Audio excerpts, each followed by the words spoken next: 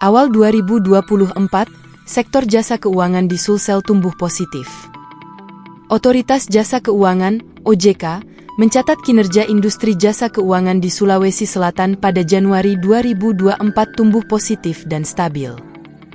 Itu didukung dengan fungsi intermediasi yang tinggi dan tingkat risiko yang tetap terjaga. Kinerja positif tersebut antara lain terlihat dari total aset perbankan di Sulawesi Selatan yang tumbuh 10,03% secara year-on-year, pada Januari 2024 dengan nominal mencapai 189,76 triliun. Itu terdiri dari aset bank umum 186,11 triliun dan aset BPR 3,65 triliun. Kemudian dana pihak ketiga, DPK, juga tumbuh 10,12% year-on-year dengan nominal mencapai 126,85 triliun, ujar Kepala OJK Sulselbar, Darwisman, di sela-sela acara jurnalis update yang digelar di Makassar baru-baru ini.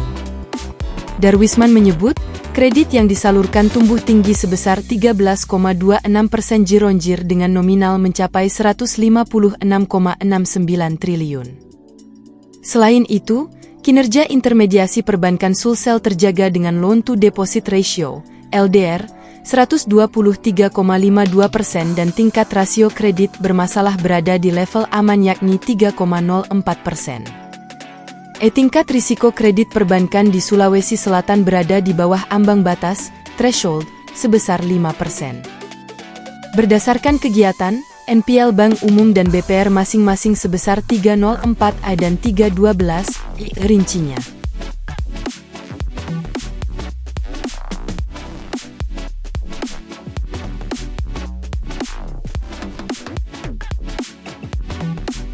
Download Tribun X sekarang, menghadirkan lokal menjadi Indonesia.